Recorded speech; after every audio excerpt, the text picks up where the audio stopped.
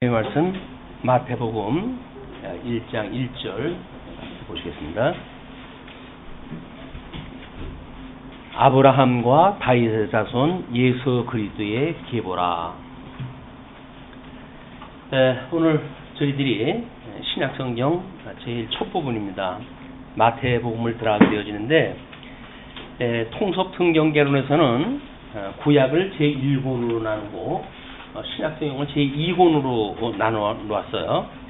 그래서 1권과 2권이 다른 책이 아니라 한 권인데 그런 계시의 방식이라든가 또는 대상, 연대 뭐 이런 여러 가지 형식에서 차이가 있기 때문에 구약성경을 1권으로 나누고 그 다음에 실질적으로 우리 예수님이 오신 그 이후의 사건을 2권으로 나눠 놓은 겁니다. 그래서 2권 첫 번째 우리가 이제 1편으로 해가지고는 예수 그리스도의 지상사역에 대한 이야기고 그 지상사역 가운데 제1부가 중보의 삼직을 통한 그리스도 증거라고 이렇게 우리가 제목을 잡아놨어요. 그래서 예수 그리스도가 지금 중보의 삼직을 통해서 스스로 구약에 언약되어진 그리스도이심을 증거하는 이야기이기 때문에 구약성경 전반에 대한 걸 우리가 한번 약수를 갖다 해야 될 이유가 있다고 보여집니다. 우리 본편을 위해서 예고편으로 오늘 강론이 아마 대충 소개가 되지 않을까 싶어요. 구약성경을 1시간 동안에 전부 마스터를 갖다 하는 겁니다. 구약성경 다른 성경 공부를 갖다 안 해도 구약성경은 우리가 그런 성경을 그런 줄거리로 그런 의미를 가지고 우리가 그걸 공부했구나 이렇게 이해를 하시면 될 것 같아요. 각 권을 이렇게 나눠가지고 공부를 하다 보게 되면 유기적으로 연결되지 않습니다.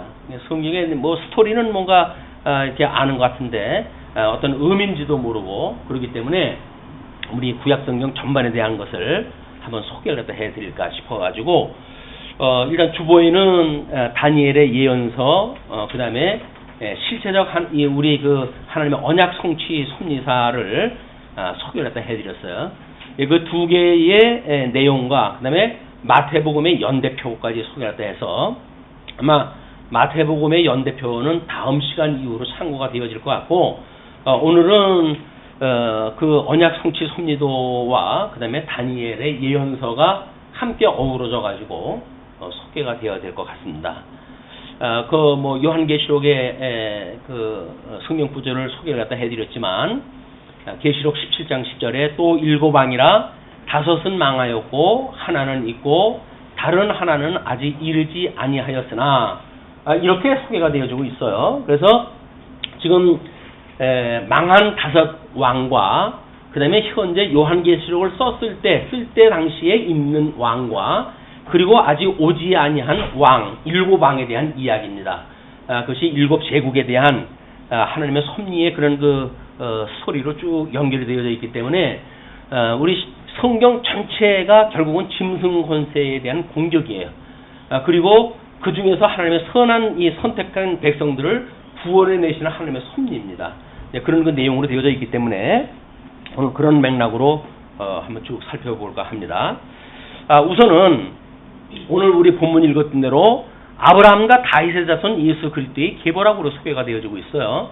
아브라함과 다윗의 자손이라고 하는 그런 맥락으로 지금 소개가 되어지고 있기 때문에 구약성경을 우리가 아브라함 그 다음에 다윗의 자손 이 자손인 예수 그리스도의 지금 계보를 이제 소개를 할 거거든요. 근데 이 계보라고 하는 그 이야기는 이미 구약성경에 언약되어진 걸 기본으로 해서 구약성경에 모형적으로 육적 계시 방법으로 소개되어진 거를 지금 친히 예수님이 오셔가지고 이루시겠다는 이야기거든요. 그냥 구약성경 전체를 공부를 해야 돼요. 그렇기 때문에 아브라함과 다윗 자손, 이 다윗의 자손 예수 그리스도의 계보를 우리가 이해하기 위해서는 어떤 조상으로부터 시작되어졌는지 우리가 쭉 공부를 할 필요가 있다.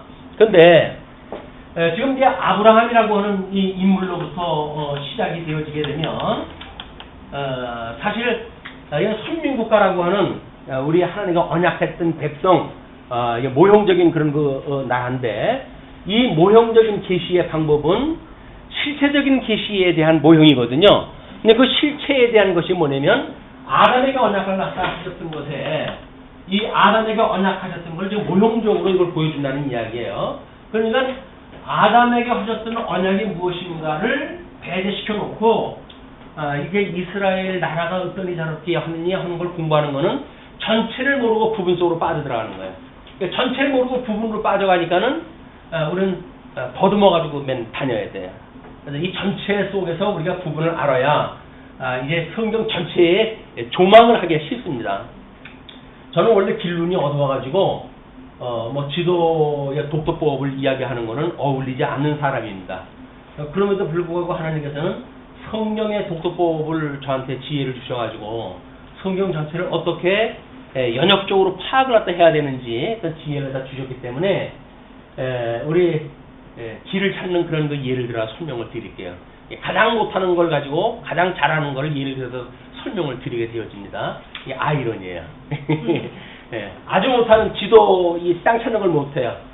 청주 시내도 뭐 몇 번 왔다 갔다 해도 몰라요. 그 동네를 몰라요.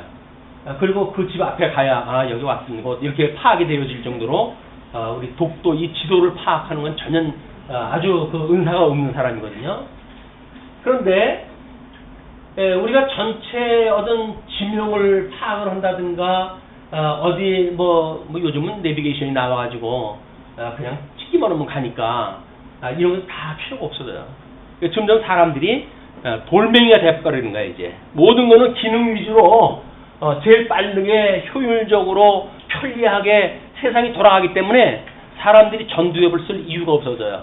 전두엽을 쓸 필요가 없다는 이야기 뭡니까? 한마디로 짐승화되어져 간다는 이야기예요. 뭘 사고하고 판단하고 그럴 필요가 없어요. 뭐 생각지 말고 고치가 그냥 지끈지끈 아프고 그래요. 성경적 일러가라면 한 장도 못 가고 잠이 와요. 이게 전부 짐승을 만들어가는 사단 계략에 우리가 빠져져 있는 거예요. 그걸 간파하지 않으면 우리는 이 잠자는 세상 속에서 우리는 아주 심히 편한 잠을 자게 되어집니다. 복음을 깨달았잖아요. 또 우리도 누구를 정죄할 수가 없다 그러네요. 정죄할 수 없는 우리들이라고 하는 그런 어떤 정체성 때문에 우리는 하나님 앞에 신실하게 뭔가 정말 그 하나님의 아들로 자녀로 보람된 삶을 살기보다는 세상 속에서 그냥 편하게 죄의식 없이 살아간다고 하는 말도 안 되는 싸구려 복음 속으로 우리가 전락돼 버리고 마는 겁니다. 그래서 우리가 좀 더 이 부분 파악을 갖다 하고 성경을 우리가 이해를 하고 그래서 삶의 의미, 역사의 의미, 세계의 의미 이런 것들을 깨달아야 존재의 어떤 그 가치가 우리가 느껴지면 사는 거지. 그걸 모른다고 한다면 돈 많은 게 장땡이고 뭐 배설 높은 게 장땡이고 이래가지고 영 저 짐승권세들이 하는 거 똑같이 우리도 하면 살아가야 돼요. 그런 거는 이 세상 불타고 없어지는 동안에 다 없어져 버리는 겁니다. 영원히 있는 것이 무엇인가를 우리가 추구해 가야지. 불타가지고 없어질 것들을 그것도 또 뭐 줄줄줄 있고 따라가는 신세를 생각해 보세요. 앞서가가지고 뭔가 누리고 사는 사람은 말도 안 해. 그걸 잡히지도 않는 걸 잡는다고 해가지고 그냥 쫓아가느라고 허겁지겁 그러니까 잡지도 못하고 우리는 지쳐가는 거예요. 그런 쓸모없는 짓을 못 들어옵니까? 성경 진리가 그게 아니라는데 진리를 알게 되면 진리의 세계를 우리가 살아가야지 믿음의 세계를 살아가야지 세상에 흔드는 것 따라가는 거는 미련하기 짝이 없는 거예요. 근데 어떡합니까? 이 성경을 모르고 진리를 모르게 되면 눈에 보이는 것이 다니까 그쪽에 빠져버릴 수밖에 없는 거예요. 그래서 우리가 이 아브라함이라고 하는 이스라엘 국가입니다. 이스라엘이라고 하는 나라를 특별히 하나님께서 모형적으로 이제 보여주시는 그런 그 섭리가 대부분의 성경 역사 아니에요. 창세기 12장서부터의 이야기가 전부 이스라엘이라고 하는 나라를 중심으로 한 나라입니다. 그런데 1장서부터 11장까지의 그 내용이 결국은 아담에게 언약하셨던 것을 어떻게 지금 되어져 있는가에 대한 실체적인 거예요. 이 아담과의 언약은 실체적인 겁니다. 근데 이 아브라함 그 이후에 나타나는 모든 이스라엘 국가에 대한 것은 모형적인 거예요. 그래서 이 모형은 실체에 대한 모형이다 그 이야기예요. 근데 하나님께서 아담에게 지금 양전역을 하셨다고 그러지 않았어요?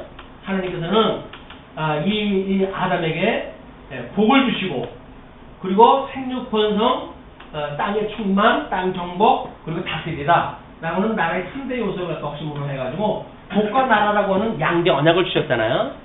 그리고는 에덴 동산에다 이들을 인도를 해드렸어요. 에덴이라고 하는 이제 원형적인 하나님의 나라입니다. 여기서 영원토록 안식하고 살아가면 복 있는 사람들인데 하나님의 세상을 짓기 전부터 이미 만사 만물을 작정하시고 그리고 예정하셨다고 그러지 않았어요? 근데 이 예정이라고 하는 섭리가 하나님께서 그리스도 안에서 선택되어진 자가 있는가 하면 그리스도 바깥에 육이 되어진 자가 있는 거예요. 이 예정을 이루시려고 한다면 하나님께서 이 양대 언약을 그냥 가지고는 안 됩니다. 그렇기 때문에 행위 언약을 주어가지고 다 망하게 하셔야 돼. 다 행위 언약, 그 조건의 위대가 되어져 가지고 사망의 권세 아래로 전부 집어넣어버려야 돼요. 다 죽여가지고 세상 끝날 하나님의 불심판을 갖다 했을 때 마지막 날 불심판을 갖다 하시는 이때를 위해 가지고 다 사망 권세에다 집어넣어버려야 돼요. 근데 그리스도 안에서 선택되어진 자들이 있잖아요. 그러니까 하나님께서 이 행위 언약에 이어가지고 은혜 언약을 주신 거예요. 그래서 예수 그리스도로 말미암아 너희들이 구원을 받아 나고는 복음을 갖다 주었을 때 이거를 믿는 사람들만 이 사망에서 구원을 받는 것이 예수를 믿는 일이란 말이에요. 그걸 위해 가지고 우리 주님께서 이 땅에 오신 거예요. 그래서 첫째 사람 아담은 하나님에게 불순종을 했고 그렇기 때문에 그분으로 말미암아 죄가 이 세상에 다 들어왔다고 그렇게 이야기를 하잖아요. 세상에 이 죄가 들어왔으나 우리 주 예수 그리스도 둘째 사람인 예수 그리스도로 말미암아 죽어져 있던 우리들의 일부를 구원을 갖다 해내신 거예요. 이 구원의 역사, 우리 지금 마태복음의 1자가 중보자로서의 이 삼직에 대한 이야기를 하고 이렇게 이야기를 해요. 직임에 대한 이야기. 그러면 예수 그리스도로 말미암아 지금 어떻게 주님의 몸된 이 예수 그리스도 이분에 대한 직임을 가지고 구약 역사에서 언약되어진 내용을 지금 설명하려고 하는가라고 하는 것이 전체가 소개가 되어지고 있는 거예요. 자, 그러면 첫째 아담에 인해 가지고 불순종으로 전부 사망 권세 아래 우리가 종로로 되어졌고 이미 우리는 죽어버렸고 그런 가운데 예수 그리스도로 말미암아 우리가 살아났다. 중생되어졌다. 그렇기 때문에 성령의 은혜를 따라 가지고 구원을 받은 사람들만 성경이 하나님의 말씀으로 보이는 거예요. 예수님을 믿지 않아도 성경을 열심히 읽는 분들 많습니다. 어떤 문학을 한다든지 하게 되면 기본이에요. 이게 고전이기 때문에. 그리고 정치를 갖다 한다? 성경은 기본이에요. 왜? 거기는 이스라엘 국가라고는 특별한 지혜로운 그런 그 사람들의 정치의 이야기들이거든요. 나라에 대한 이야기거든요. 그러니까 나라의 어떤 살면서 나라를 운영을 갖다 운운해가면서 성경을 안 읽는다는 이야기는 그런 사람들은 정치하면 안 돼요. 그런 무지막지한 사람들은. 어떤 것이 정치인지는 알아야 정치를 갖다 하지. 자기 일신상의 어떤 그 유익만을 위해 가지고 그런 막대 먹은 정치가들은 빼내야 된다. 전부 뽑아내버려야 돼. 성경을 안다고 해가지고 그 사람들이 다 믿는 사람들은 아니지만 그래도 세상이 어떻게 작동되는지는 알아야 될 거 아니겠어요. 이런 것이 우리가 세계를 이해하는 중요한 덕목이 되어진다는 거예요. 세계관. 그 세계관에서 나라의 백성으로서의 그 삶은 뭔지, 의미는 무엇인지라고 하는 것을 성경은 뭐라고 말하고 있는가.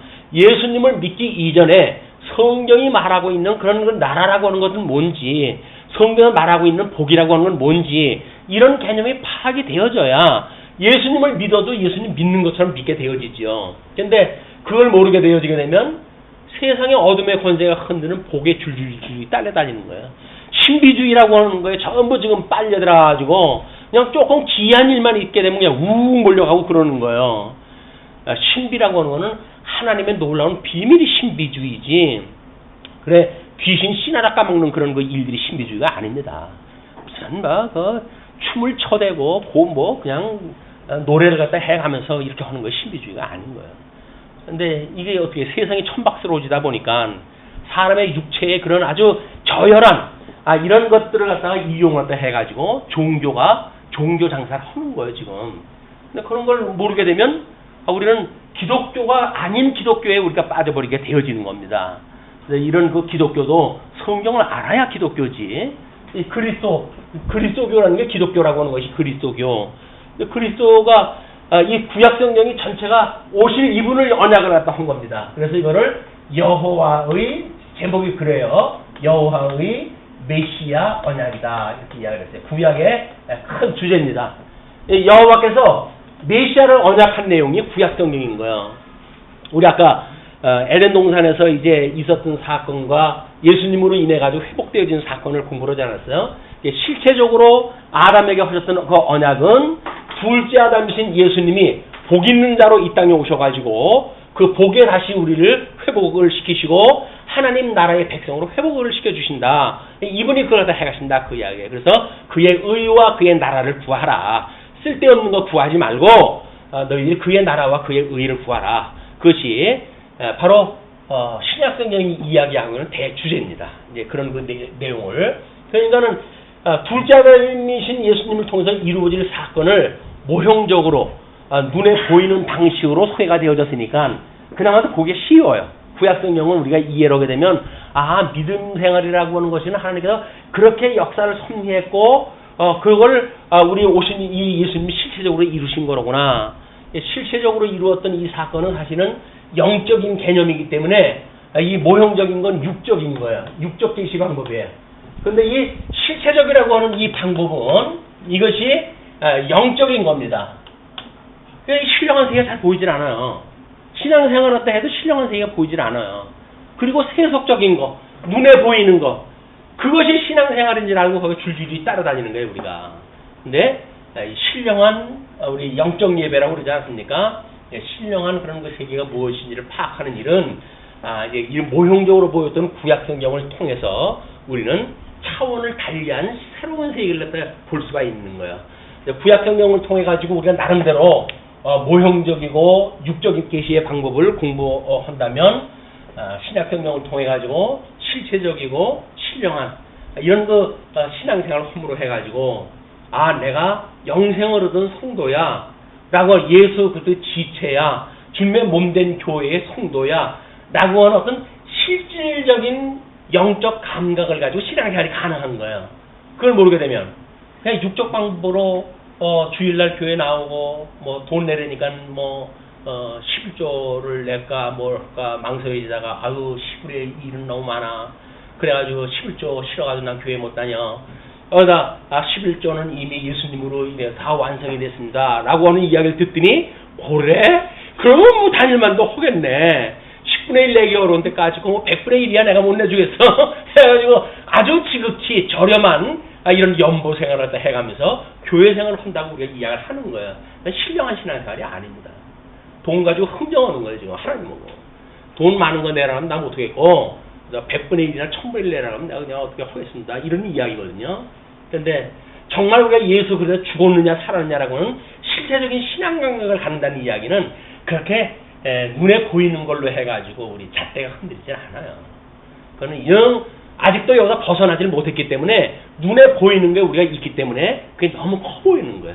눈에 보이는 세계가 너무 커 보여요. 그리고 그게 참 역사 같아. 근데 사실은 그건 거짓이에요. 우리한테 모형적으로 보여주는 역사고 실체적이고 신령한 이런 우리 신앙생활을 해가는 역사는 세상이 감당할 수 없는 세상입니다. 이런 새로운 신약성경을 우리가 전제로 해서 구약성경을 한번 파악하다 하고 그래서 정말 정말 예수님이 하나님의 아들이신데 이 땅에 오셔서 하나님의 아들과 이 세상과 그걸 연결시키는 게 지금 중보자라고 하는 이름이거든요. 그 중보자로서의 그 예수 그리스도 우리가 믿는가에 대한 문제 이런 거를 실질적인 감각을 우리가 한번 키워보는 시간이 될 수도 있을 것 같습니다. 자, 근데 실체적인 거는 언약과 성취로 우리가 이제 이야기가 되어졌고 모형적인 언약을 할 때 하나님 아브라함에게 언약을 갖다 하시는데 우리가 이거를 열조의 언약이라고 이렇게 이야기를 하죠. 열조의 언약. 아브라함은 이삭과 이스마엘을 낳았어요. 그래서 지금 이 이삭은 우리가 언약으로 낳은 자식이라고 이렇게 이야기를 하고 약속으로 만나면 아들이고 이건 몸을 통해서 낳았다. 이렇게 이제 신약성경에서는 이 구약성경을 예를 들어가지고 복음과 율법을 설명했다 해가거든요.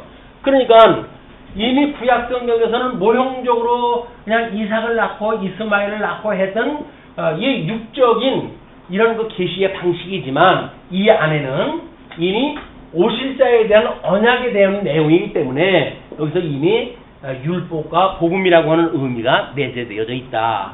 우리 신약 성경에 대한 거를 그래서 이걸 여호와의 그리스도 성취 이렇게 이야기했어요. 이 메시아나 그리스도나 똑같은 이야기입니다. 이거는 히브리어로 해서 기름 부음 받은 자라고 한다면 이거는 헬라어로 해가지고 기름 부음 받은 자라는 이야기이기 때문에 똑같은 이야기예요. 역사적인 이야기를 설명을 해가면서 그 언어에 대한 개념은 조금 이제 다시 정리해서 하기로 하고 그래서 우리 에서와 야곱을 낳지 않았어요. 근데 하나님께서 야곱은 사랑하고 에서는 미워했다고 그러네요. 어떻게 한 배에서 난 쌍둥이 애인데 야곱은 사랑하고 에서는 미워할 수가 있어요. 세상 사람들이 그게 고민인 거예요. 아니 하나님의 사랑의 하나님이라고 그러면서 누구는 미워가지고 지옥 구덩이에다 집어넣어 놓고 누구는 사랑한다고 구원한다고 하신다는 게 너무 이게 하나님 사랑의 하나님이라고 하는 건 위배된 게 아니냐. 근데 하나님은 싫어하시는 거는 싫어하심으로 좋아하시는 분이에요. 좋아하시는 거는 좋아하심으로 기뻐하시는 분이에요. 하나님의 선한 뜻이라고 하는 그 이야기는 절대적이기 때문에 인간들이 생각하는 상대적 개념은 다릅니다. 하나님이 어떻게 이렇게 전쟁을 일으키고 이렇게 하실 수가 있어요? 가난한 사람들 자꾸 굶어 죽게 만드실 수가 있어요? 아프리카에 보게 되면 그냥 밥을 못 먹어가지고 빼짝 말른 뼈밖에 안 남은 그 아이들이 너무나 불쌍한데 하나님은 지금 도대체 살아계신 건가요? 라고 우리는 아주 인간을 사랑하는 마음을 가지고 하나님을 대적을 했다 해요. 웃기는 얘기예요. 그렇지만 어떻게 인간의 그런 그 시각으로 보게 되면 불쌍한 인간을 어떻게 하나님은 모른 척하고 그럴 수가 있느냐 이렇게 이해하다 하는데 하나님께서는 나중에 심판날 불구덩이에다 집어넣는 사람들도 있는 거예요. 구원시키는 사람들도 있는가 하면 근데 이것이 하나님 절대 주권으로 보여주시는 하나님의 영광입니다. 근데 인간의 모습을 가지고 뭐 인간이 그럴 수가 있어요. 저럴 수가 있어요. 그러면서 자기네들은 불고기를 잘도 먹더구만은 어떻게 자기네들은 불고기를 그렇게 뭐 지글지글 불에다 뜨거운 불에다 구워가지고 먹는지 모르겠어요. 아주 그냥 쌈에 싸가지고 그냥 거기다 가진 양념을 넣어가지고 입이 터더라고 먹잖아요. 그러면서 어떻게 사람을 그렇게 하실 수가 있어요? 꽤나 아주 그 생명을 사랑하는 사람들처럼 이야기돼요. 근데 우리는 고기 먹어볼 때 이미 알아봤어요. 얼마나 그 독한 사람들인지. 중들은 그렇지도 않잖아요. 살생을 금하잖아요. 근데 예수를 믿는다 그러면서 우리는 우리 목사님들 개고기 잘 먹습니다. 예. 어떻게 그럴 수가 있어요? 서양 사람들이 보면 놀랄 일 아니겠습니까? 왜 그럴까요? 이 복음이라고 하는 의미를 모르니까 눈에 보이는 세계를 눈에 보이는 가치관을 가지고 그냥 거기서 사니까 신령한 의미를 모르는 거예요. 이걸 가지고 선악을 구분하고 이걸 가지고 자기 삶의 의미를 갖고 하니까 이 하나님이 누구는 야곱은 사랑하고 에서를 미워한다는 이야기를 이게 알아먹을 수가 없는 거야. 하나님께서 이 육적인 방법을 가지고 지금 아담에게 언약하셨던 것이 뭐고 행위 언약으로 해가지고 망하게 했던 것이 뭐고 은혜 언약으로 구원 얻는다고 하는 것이 무엇인지를 알게 해가지고 야곱을 사랑한다는 이야기는 은혜 언약을 믿고 이 은혜 언약을 믿는 믿음에 있게 하고 에서를 미워한다는 이야기는 뭐예요? 행위 언약으로 인해가지고 망하는 자리에 넣겠다는 이야기거든요. 우리 하나님을 사랑받는다는 이야기는 뭡니까? 은혜 언약에 거하는 거예요. 우리들이 도저히 할 수 없는 거를 우리 중보자 되신 예수 그리스도로 말미암아서 우리가 구원을 받는군요. 저 복과 나라가 회복되어지는 거로군요. 그래서 우리 하나님의 영원한 그 천국에서 우리가 살아가게 되어지는 거로군요. 라고 하는 걸 믿는 거란 말이에요. 그게 복 있는 사람들인 거예요. 예수 그리스도 한 몸을 이룬 성도들. 근데 그게 아니게 되면 자기 구원을 무시하고라도 포기하고라도 세상에 가난한 사람들을 위해서 내가 살겠어요. 그런 정신없는 사람들이 있어요. 구제나 하면 그게 구원의 길인지를 알고 그렇지는 않습니다. 이런 그 오류가 잘못되어진 성경관에서 만들어진단 말이에요. 성경관은 우리가 제대로 파악을 하다 해야 된다. 자, 그리고 우리 야곱을 사랑한다는데 이 야곱으로 하여금 12 아들을 주셨잖아요. 야곱의 4 아내를 갖다 얻게 하고 그래서 12 아들을 주었어요. 이 12 아들을 우리가 언약자손이라고 이렇게 이야기를 한 겁니다. 언약자손. 지금 그 계보에 아브라함과 다윗의 자손 예수 그리스도의 계보다 이렇게 이야기를 했는데 아브라함의 자손이라고 하는 것은 언약 자손이다 그 이야기예요. 또 이 언약 자손들은 하나님께서 이제 애굽에 집어넣었다가 구별해내는 방법으로 해가지고 역사 섭리라다 하지요. 모세 오경에서 언약한 대로 이제 구약 성경의 역사 섭리가 이제 하나님 나라의 섭리가 이루어집니다. 이걸 우리가 제사장 나라라고 이렇게 이야기를 하는데 하나님께서는 모세 오경에서 그렇게 이야기를 했어요. 너희들을 내가 이런 그 제사장 나라와 그 다음에 나의 영원한 그 자손으로 삼겠다, 백성으로 삼겠다라고 하는 그 두 가지 의와 나라라고 하는 그런 그 축이 구약 성경부터 이어져 가는데 이 언약 자손 이걸 우리가 단수로 사용을 한다고 했어요. 이거는 예수 그리스도를 지칭하는 예표로 다 하는 거기 때문에 그렇다. 이렇게 우리가 확인을 해왔죠.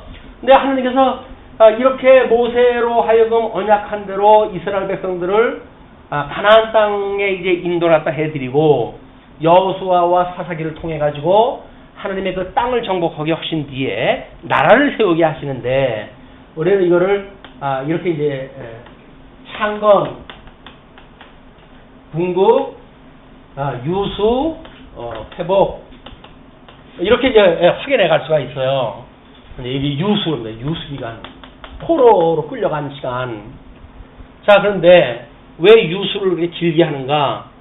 그 이야기는 구약 성경이 주전 400년경에 완성이 됐어요. 구약 성경은. 그리고 예수님이 오셨을 때 BC 4,6년 우리가 이제 치니까 그건 400년 동안 하나님께서는 선지자들도 보내주지 않으시고 그리고 특별 계신 성경도 기록하게 하시지 않으시고 그냥 계시의 역사를 문을 닫아 놓으셨어요. 400년이라고 하는 긴 시간 동안 왜 이 사람들이 그럼에도 불구하고 유대라고 하는 그런 나라를 유지하고 살아갔는가 라고 하는 문제를 설명하기 위해서 유수기간을 길게 설명하다 해드린 거예요. 자, 그러면 하나님께서 이제 이 창건을 갖다 시키실 때 제일 먼저 우리 다윗을 통해 가지고 하나님께서 이제 나라를 세워가잖아요. 그런데 우리가 어제 직임이라고 하는 주제를 가지고 지금 구약 성경을 이제 또 특별히 풀어가야 되니까 하나님의 창건이라고 하는 내용은 하나님의 그 제사장 나라를 만들어 가실 때에는 그 하나님 나라에 대한 체제를 어떻게 만드실 것인가? 그게 정체라고 해요. 정치 체제. 그러니까 그 정치 체제가 있어야 나라가 운영이 되어지는 겁니다. 대한민국은 민주공화국이다라고 선언을 갖다 하는 그런 것도 정치 체제에 대한 선포예요. 민주주의라고 하는 그런 선언을 갖다 해가지고 백성의 주인이라고 하는 대전제로부터 시작되어지는 거거든요. 헌법이 그런데도 불구하고 거기에 정치권자들이 자기네들이 주인 노릇한다면 그는 이미 우리의 국가의 정체를 부정하는 거예요.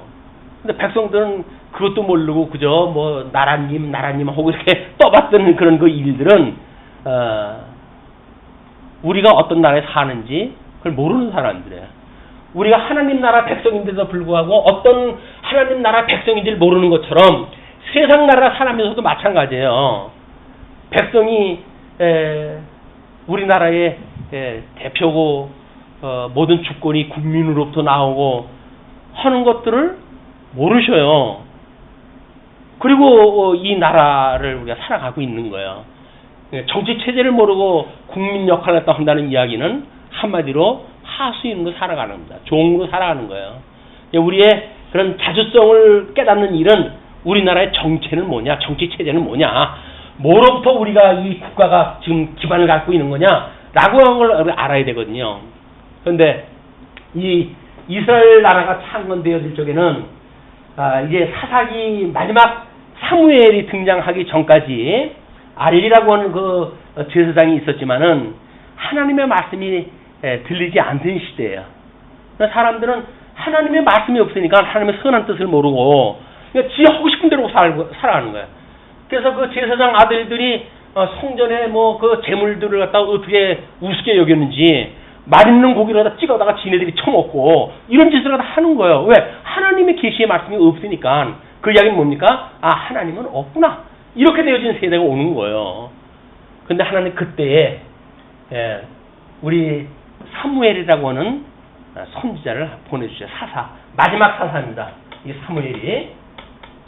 이는 사사기까지 여러 사사에 대한 이야기가 나오지만 마지막 그 사사로 하는 사무엘을 보내주셔요. 마지막 사사라는 그 이야기는 뭐냐면 사사가 가지고 있는 그런 그 일은 우리 이 직임이라고 봤을 때 모든 선지직임을 다 가질 수가 있고 왕직을 수행할 수가 있고 제사직을 수행할 수 있는 사람을 사사라고 이야기했다 했어요. 이 사사라고 하는 분은 이 세 개를 다 할 수가 있어요. 근데 그 말이 하나님의 말씀이 없던 시대에 하나님께서 사무엘을 보내주심으로 해가지고 하나님의 뜻을 백성들한테 알려주시기 시작을 했어요.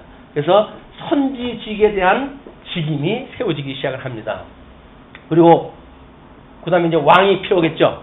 왕을 세워야 되겠는데 백성들한테 뽑으라 그랬더니 자기네들이 보고 이 눈에 보이는 중에 제일 좀 폼나는 그 인간을 하나 뽑았어요. 이게 사울이라고 하는 자예요.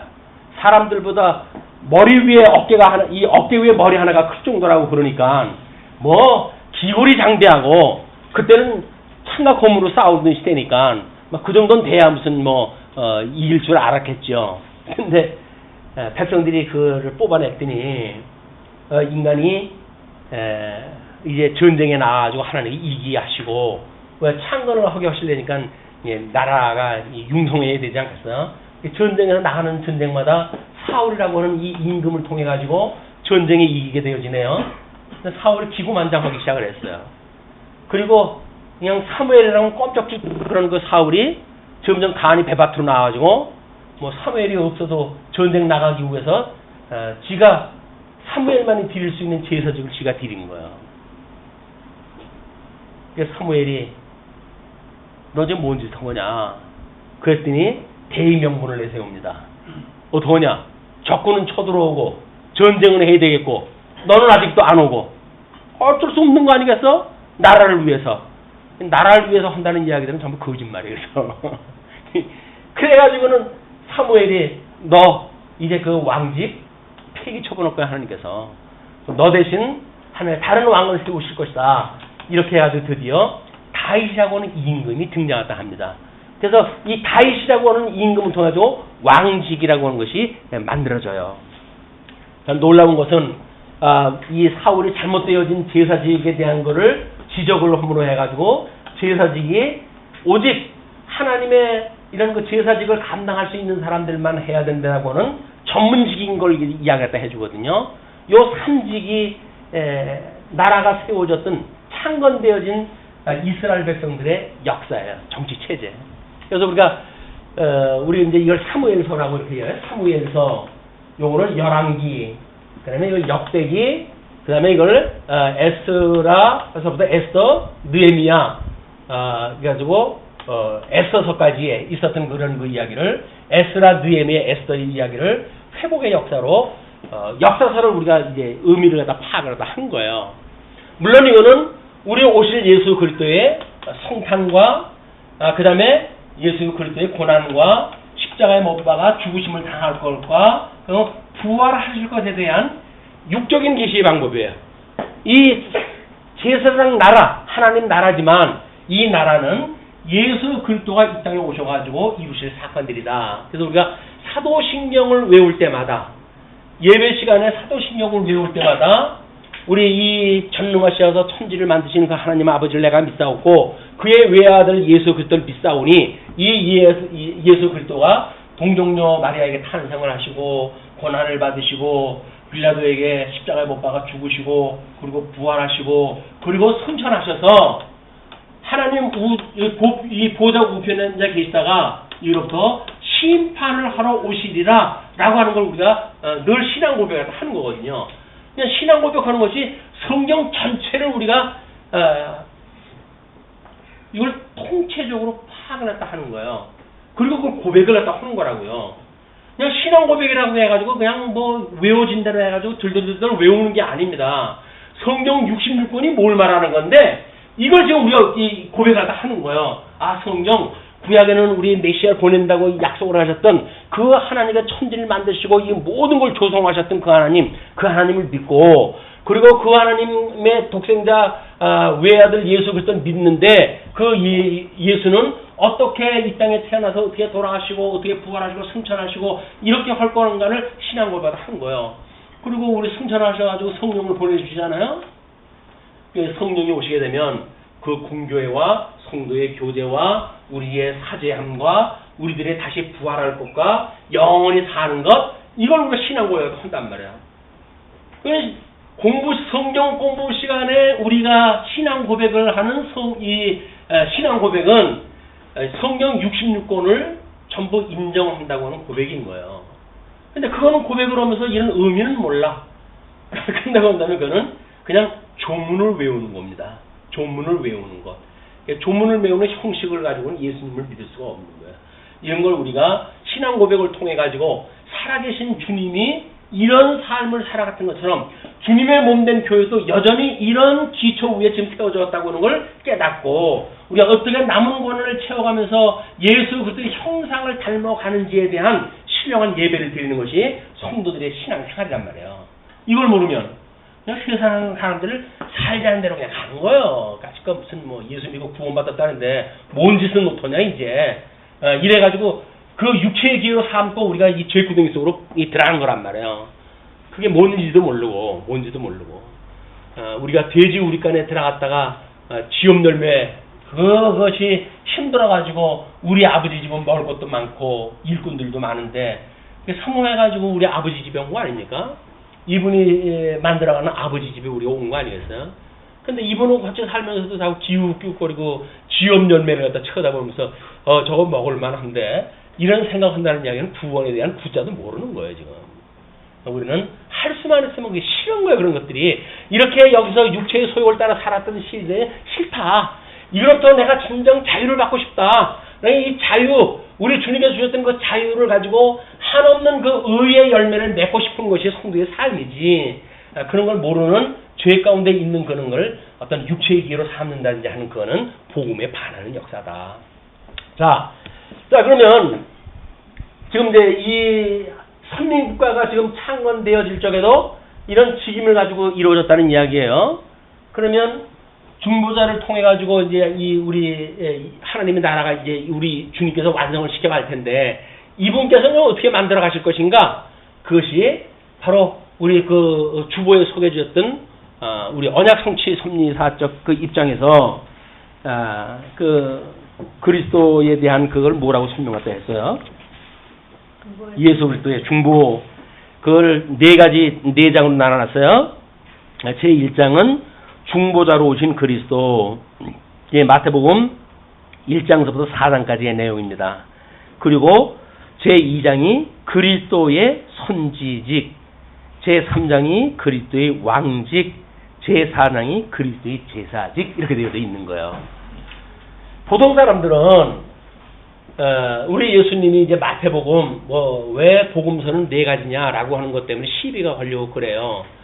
그리고 자유주의자들에 의해 가지고 마태복음은 그 원형이 마가복음의 어떤 자료설라고 하는 걸 주장하는 사람들이 있어요. 여기 자료를 빼가지고 지금 마태복음을 기록했다는 그런 그 이야기거든요. 이래가지고 마태복음의 의미를 반감시키려고 하는 이런 적그리스도들이 지금도 장난을 칩니다. 자유주의자들이 말하는 걸 잘 들어봐야 돼요. 그자들이 말하는 걸 그대로 따라가다가는 성경이 다 공중분해되고 이게 진리 체제가 무너져 버리고 말아요. 왜 우리가 자유주의의 신앙의 체제를 우리가 경계해야 되는가? 인간 이성을 중심으로 해서 학문을 연구하듯이 이거 성경을 보거든요. 그렇기 때문에 자료설이라고 하는 걸 마가복음 자료를 가지고 마태복음을 기록을 갖다 했다. 누가복음도 마찬가지지만 이렇게 이야기를 갖다 해가지고 성령께서 감동을 주어가지고 지금 구약 성경의 이 언약대로 이루시는 그리스도를 증거하시기 위한 하나님의 이 성령의 역사라고 하는 것이 우리 성령의 무엇성을 주장하고 영감서를 이야기하는 거 아닙니까? 성령의 기록은 성령의 감동으로 되어진 것으로서 1.1핵이라고도 더하거나 감할 수 없는 완전 무결한 하나님의 말씀이다 라고 우리는 이걸 갖다 이야기를 한단 말이에요. 근데 이 자유주의 신학자들은 그런 것이 아니라 자료를 빼가지고 기록을 갖다 했고 그냥 그런 것 뿐이다. 그게 무슨 온전한 하나님의 말씀이냐, 그냥 경전으로서 우리가 참고할 사항이지, 이렇게 말을 해도 한단 말이에요. 이 경전으로 참고할 사항이라고 한다면 진리체제는 아니잖아요. 그냥 경전의 일부지. 그럼 진리도 아닌 건데 우리가 거기다 목숨 걸고 세상을 살아가야 될 이유가 뭐가 있어요? 그냥 그분들은 소위 이 먹물을 먹었던 자조서를 이야기한 분들은 철저하게 어둠의 권세의 종로로서 하고 있는 겁니다. 그걸 가지고 자유롭게 신앙생활을 해요, 그 사람들은. 왜?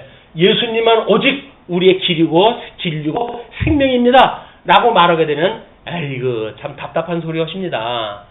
아이, 세상에 얼마나 많은 종교가 있는데 그렇게 폐쇄적이고 속 좁게 기독교만 종교라고 이야기를 합니까?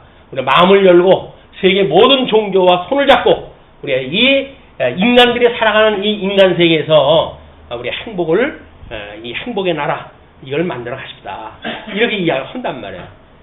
그 인간이 만들어가는 세계가 어떤 세계라고요? 이 바벨을 쌓았던 인간들이 만들어가는 세계예요. 결국은 나중에 불심판 후에 다 죽을 그런 그 세상의 나라라고요. 이분들은 이걸 갖다 하자는 거예요, 이거를. 그러니까 우리는 가감하게 당신이나 하세요. 저는 그거 할 시간이 없습니다. 하나님의 말씀을 우리가 믿는 것도 힘든데 세상을 끝까지 한다고 해가지고 제가 세상을 보낼 수가 없네요. 하나님 예수 그것들 믿는 일, 이 믿는 일만 하다가 나는 하나님 나라 갈랍니다, 이렇게 이야기를 하는 것이 정답이란 말이에요. 예수님 믿는 것이 하나님의 일을 다 하는 거예요. 근데 뭐 예수님을 믿는다고 하나님을 한다 뭐 한다 그러면서 엉뚱한 일, 이 세상에 나가서 엉뚱한 일을 갖다 하면서 하나님의 일을 한다 그러잖아요. 근데 성경에서 하나님의 일을 뭐라 그래요? 내가 보낸 자 예수를 믿는 것이 나의 일을 하는 거야. 하나님 그렇게 이야기를 하신다니까요. 예수님을 믿으면 돼요. 성경에 기록된 예수님이 하나님께서 이렇게 언약하신 대로 이루어가시는 역사로군요, 이걸 깨닫고 이분을 믿으면 되는데 예수님이 아무것도 안 하는 것 같아요. 뭐 하나님 보좌 우편에 계시다고 그러는데 뭐 내가 뭐 보는 것도 아니고 보이는 것도 아니고 그냥 이렇게 눈에 보이는 거 살아가려고 하니까 뭐 없는 사람을 구제를 갖다 헌대는 둥 뭐 해가지고 뭐 세계의 평화 또는 뭐 이 세계의 무슨 뭐를 갖다 우리가 구하겠다 한다고 이렇게 이야기도 하는데 그렇게 설레발이 친다고 되어진 문제들이 아니에요.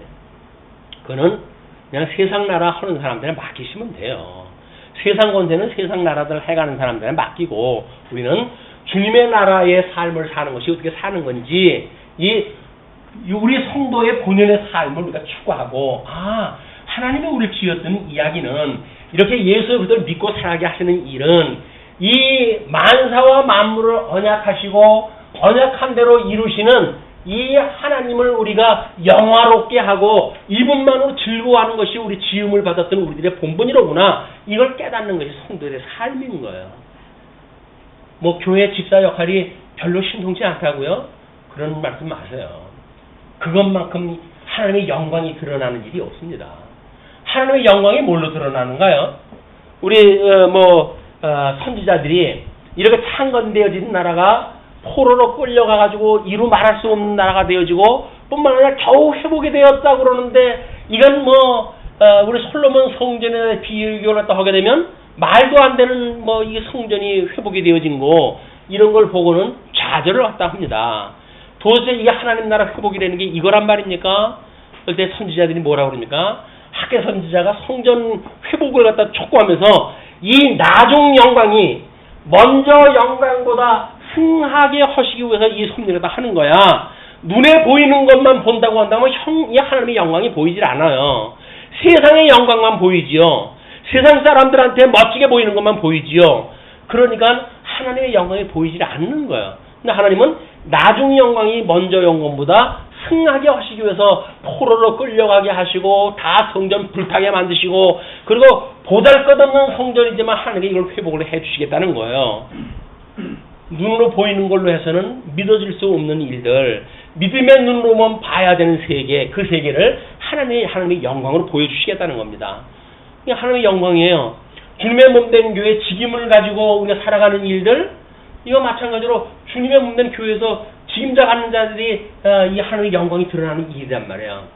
물론 우리 마태복음을 통해 가지고는 예수 그리스도의 직임이 소개가 되어지지만 서신서로 가게 되면 디모데 전서로부터 해가지고 빌레몬서까지가 뭐예요? 결국은 이 직임으로 주님의 몸된 교회를 견인하신다는 이야기 아닙니까? 그러니까 디모데 전서로부터 빌레몬서에 이야기하는 것도 여전히 직임에 대한 이야기. 주님의 몸된 교회 직임을 주님께서 천상에 계시면서 성령을 보내주셔가지고 은사를 주고 그 은사를 받은 자들에게 직임을 줘가지고 어떻게 주님의 몸된 교회를 주님께서 이루어 가실 것인가 라고 하는 걸 소개한 것이 서신서의 내용이에요. 그럼 우리가 그 서신서에 약속되어진 대로 만약에 실천신학적으로 주님의 몸된 교회 우리 그 일을 한다면 우리들의 그 하는 일은 의무감에 의해서 어쩔 수 없는 일들이 아닙니다. 기쁘고 즐거운 마음으로 하지 않고는 견딜 수 없는 뜨거운 마음으로 하게 되어진 거란 말이에요. 이게 집사 일이라 가지고 뭐 내가 뭐냐 나보고만 뭐 하라고 그래. 그러니까 우리 하라고 소리 안 하잖아요. 누가 하라고 그래. 자기 일인데 자기가 하고 싶으면 하는 거지. 하기 싫으면 안 하면 되는 거예요. 아니 하나님의 일인데 안 하면 되지. 그런다고 해서 구원 못 받겠어요? 구원 받은 백성으로서 마땅히 그것이 하나님의 영광스러운 일이라고 한다면 아니 세상의 일도 반장보다 통장이 더 좋은 거 아니에요? 반장은 뭐 사리비도 얼마 안 나오잖아. 통장 되면 그 돈이라도 나오잖아요. 단 통장 얘기하는 겁니다 지금 동네에. 그것도 그 영어롭다고 해가지고 감투 싸움을 갖다 하고 그러는데 국회의원은 이루 말할 수 없죠.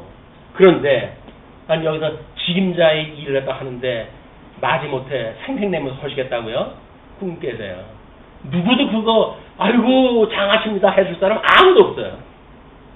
다만 하나님께 은혜를 입은 자요. 이렇게 우리 설명이 되죠. 하나님께 은혜를 입은 자요. 세상 사람들의 힘으로는 할 수 없는 그 일을 어떻게 주님께서 당신의 그런 마음을 움직여가지고 그 일을 하게 하셨나요? 그냥 은혜를 받은 자로 우리가 이해가 되어지는 거지. 나를 위해서 봉사하신 자요. 당신의 그 땀방울에 내가 박수를 보냅니다. 이런 이야기 교회에서는 안 하는 거라고요. 근데 교회에서 무슨 봉사를 갖다 하는 거에 뭐 잣대를 대가지고 뭐 어떤 건 수고, 어떤 건 우고, 어떤 건 미고 이건 나눌 수가 없는 거야. 자, 그러면 창건되어질 때 이렇게 되어진 나라가 아니 솔로몬 이 다윗 임금 때 40년, 그 다음에 솔로몬 임금 때 40년, 요 80여 년간만 달랑 통일 왕국이고 나라가 금방 쪼개져 버려요. 남북으로 갈려져 버려요. 아니 하나님께서 이 어마어마한 하나님 나라를 만들어 가는데 왜 나라를 또 이렇게 쪼개내십니까 이거를? 북쪽 이스라엘은 하나님께서 10지파 반을 갖다 줘가지고 국호도 이 사람들이 다 가져가요. 이스라엘은 국호도 이 사람들이 다 가져가. 그런데 721년 아수르에 의해 가지고 이 사람들은 완전히 멸망이 되어집니다. 근데 하나님께서 남쪽 유다는 하나님께서 바벨론의 포로로 끌려갈 때까지 이때까지 이 586년에 이제 바벨론의 포로로 끌려가게 되어지는데 바벨론의 포로로 끌려가기 전에 여기 흩어졌던 10지파 이 사람들을 끌어다가 요시야 임금이 제사를 함께 드려요. 그래서 12지파로서의 정체성을 회복을 하지만 북쪽 이스라엘은 더 이상 국호가 없어져 버려요. 그 예수님 오실 때까지 유대라고 하는 나라로 유대교가 지금 존속이 되어지는 거예요. 왜 우리가 유대교 그러는가? 이 사람들에 의해 가지고 바벨론의 포로로 끌려갔을 때 이 사람들이 회당을 짓고 왜 성전이 있는 곳은 이제 포로로 끌려갔으니까 회당을 짓고 종교 생활에 나름대로 그들이 어떤 정체성을 유지해가는 그런 그 일을 시작을 하셨어요. 자, 그러더니 바벨론의 시대가 끝나고 70년 만에 돌아온다고 그랬거든요. 516년 만에 이제 돌아와야 되는데, 근데 바벨론이 무너지고 메대가 등장을 하고 바사가 등장을 하고 이 페르시아예요. 페르시아가 등장을 하고 그리고 헬라 제국이 등장하다 하게 됩니다.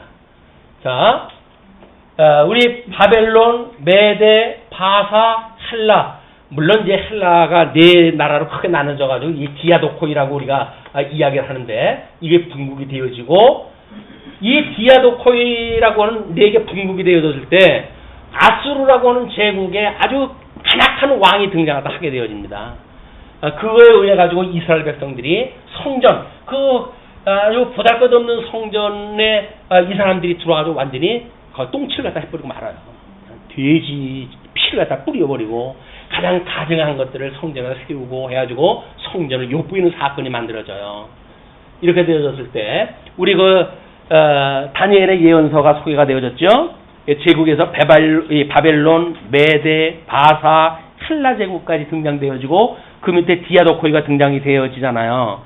그리고 등장되어지는 것이 마카비 왕조가 등장을 하는 겁니다. 처절하게 싸움을 이제 격하게 싸움이 벌어지고 거기서 드디어 독립을 쟁취하게 되어져요. 그 독립을 갖다 쟁취한 것이 하스모니안이라고 하는 그런 통일 왕국으로 해가지고 이제 세워지는데 141년 나라가 완전히 광복을 갖다 해요. 그래가지고는 이 유대인들이 이때 회복되어진 나라가 다윗 왕국이 이때 회복되어졌다 이렇게 이야기를 갖다 할 정도로 통일 왕국을 이루어요. 우리 하나님께서 가나안 땅을 차지하게 하셨던 그런 이야기를 보게 되면 다윗의 통일 왕국 시대 때 이 창건 역사할 때 하늘에 약속하셨던 가나안 땅을 다 차지하게 돼요. 근데 분국되어지고 나라가 잃고 이래가지고 지리멸렬되어지고 있던 땅덩어리도 빼앗기고 나라 이제 어떤 힘이 약해져 가잖아요. 근데 하나님께서 요시야 임금 때 다시 한번 그 전 땅을 다 차지하게 만들어 놓으셔요. 근데 그 뒤에 이제 바벨론 포로로 끌려갔으니까 이스라엘 땅은 잡초만 무성하고 사람이 살 수 없는 땅덩어리 변해가지고 이렇게 되어져 버리지 않았어요. 근데 하나님께서 이제 이 회복되어진 이 이스라엘 나라가 광복되어진 그때에 그 다윗에 차지했던 모든 땅덩어리를 다 차지하게 되어집니다. 다윗 나라가 회복되어졌다고 생각할 만큼 되겠죠. 에스라, 느헤미야, 에스더서에서 설명되어질 적에는 여전히 바벨론 바사 제국의 하수인으로 있으면서 이거를 회복을 갖다 했거든요. 주권이 그때는 없었어요. 그런데 우리 이제 이때 141년 이후 회복되어진 그 나라에서는 모든 주권을 회복을 갖다 하고 땅덩어리 다 회복을 하고 그리고 이스라엘 12지파 다 모여가지고 하나님을 경외하는 명실공히 하는 언약 같은 나라가 이루었다고 그 사람들이 믿은 거예요. 다니엘서에서 예언에 이렇게 모형적으로 회복되어진다고 보여줬으니까 이건 모형적인 성취예요. 모형적인 성취. 근데 이 사람들은 모형이고 실체가 없잖아요. 그러니까 이제야 우리가 통일 왕국을 이루었구나 이렇게 되어졌는데 내분이 만들어지기 시작을 합니다. 드디어 63년에 로마 제국에 의해 가지고 다시 침략을 당하고 말아요. 로마 제국에 의해서 침략을 당하니까 예수님이 오셨을 때의 제국은 로마 제국의 치하에서 예수님이 태어난 거예요. 잠시 한 80여 년 세월 동안 통일 왕국을 이루었지만 하나의 모형적으로 보여줬던 역사로 끝이 나고 그 다음에 로마 제국이 다시 등장할 때 해가지고 신약 성경의 배경사는 로마 제국 아래서의 정치 역사예요. 구약의 역사는 디아도코이까지가 이 구약 역사에 이 인접되어져 있는 제국의 역사고 이 신약 성경으로 넘어오게 되면 로마 제국이라고 하는 새로운 역사로 시작이 되어진다. 그동안 많은 목사님들은 성경학자들은 이 다니엘서의 예언을 예수님이 오셨을 때는 물론이고 나중에 이 심판 때까지 이걸 설명을 갖다 해요. 이렇게 해가지고 신구약 성경 구별이 없게 되어졌잖아요. 근데 예수님이 요한복음에서 뭐라고 그럽니까? 구약 성경들 너희들이 성경에서 그때는 이제 예수님이 말씀하셨던 구약 성경밖에 없을 때니까 너희들이 성경에서 영생을 얻는 줄 알고 상고하거니와 이것이 곧 나에 대해서 증거한 거야. 그러니까 모든 구약의 역사는 예수님, 이 오실 예수님에 대한 언약의 내용들인 거예요. 그걸 가지고 여기 걸 설명을 하면 안 되는 거예요. 그러나 이제 이런 어떤 구조적이거나 성경신학의 발전이 안 되어졌으니까 나름대로 성경을 여기에 구절을 갖다가 이거 설명하고 이거 구절을 갖다가 이거 설명을 또 하고 해가지고 신구약의 구분이 없었던 거예요. 우리는 1권과 2권으로 나눠놓음으로 해가지고 1권 구약 성경 육적인 계시 방법 모형적인 것 위주로, 그 다음에 신약성경으로 보게 되면 제2권으로 해가지고 실체적인 것, 영적인 것 이런 걸로 해가지고 우리가 설명이 되어지도록 구분을 해놨다. 이게 성경신학의 특징이에요. 신구약 성경을 완전히 구분했다 해가지고 예수님이 오시기 전까지의 모든 내용들은 오실 이분에 대한 모형적인 설명이었고, 그 다음에 신약 성경은 모두 오신 이분에 대한 이야기였다. 이런 그 이야기를 해서 성경, 신구약 성경을 성격을 구분을 명확히 해놓은 거예요. 그렇기 때문에 성경을 우리가 연구하고 또는 공부하고 그럴 적에는 이런 기점을 갖다 가지고 가야 돼요. 지금도 뭐 인터넷 따라하시고 뭐 이렇게 보게 되면 전부 다니엘서는 갖다 여기다 전부 설명 다 하고 그래요. 그렇게 해가지고 이상한 종말론이 나오고 이제 이렇게 되어지니까 이제 최신에 정리되어지기를 구약 성경을 우리는 전부 예수님이 다 이루신 성경으로 이해를 하고, 그 다음에 새 언약이라고 시작을 하잖아요. 예수님께서 여기서 주시는 거는 전부 새 언약으로 계시가 되어지는 거기 때문에 새 언약의 방식을 우리 이해하는 일이 필요하다. 이게 성경 전체를 이해하는 중요한 그런 몫입니다. 그래서 다니엘서 예언에 뭐 처음에 있었던 그 신상에 대한 예언이나 벨세살 원년에 주어졌던 그 뭐 짐승들에 대한 이야기나 전부 같은 이야기들인 거야. 모형적으로 보여줬던 이야기다. 그래서 이 다섯은 망하였고, 그 이야기예요. 다섯은 망하였고, 그다음에 예수님이 있었을 때, 예수님이 오시고 신약성경이 기록되어질 때, 그다음에 요한계시록이 기록되어지는 그 95년경 이때에 하나는 지금 있고, 그 이야기는 로마 제국 아래 있고, 그 이야기예요. 그리고 아직은 오지 아니하였으나 나중에 당차 올 것, 그것이 종말에 올 그런 제국이에요. 이스라엘 나라가 회복이 되어지고 지금 뭐 이렇게 성전 제사라든지 이런 걸 회복하려고 지금 무던히 애를 쓰고 있거든요. 세상 정말 참 이스라엘 때가 오게 되어지게 되면 하나님께서 마지막 제국을 상대로 해가지고 유대 나라에 피 터지는 싸움이 이제 만드실 겁니다. 그게 마지막 이야기예요. 우리하고는 상관없는 저 뒤에 이야기예요. 이제 그거는.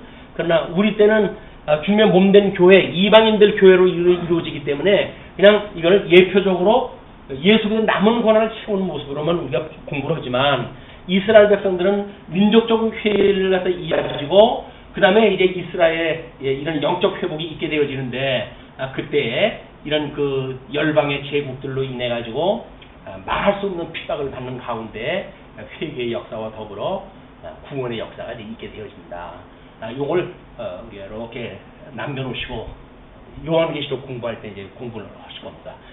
자, 그러면 이제 여기까지 다 공부를 다 했어요. 로마서의 그 다니엘서의 예언을 가지고 어떻게 예언이 되어질 건지. 그래서 바벨론의 포로로 끌려갈 적에 그래서 회당 제도를 만드시고 바사 제국으로 끌려갔을 적에 하나님께서 이제 이스라엘 백성들이 어떻게 정치를 갖다 하고 어떻게 뭐 성전을 회복하고 하는 육적 자리 배치가 다 되어진 뒤에 헬라 때에 70인역 번역을 갖다 만들어내셔요. 왜? 위에는 히브리어가 이미 이제 다 죽어가지고 쓸 수가 없어요.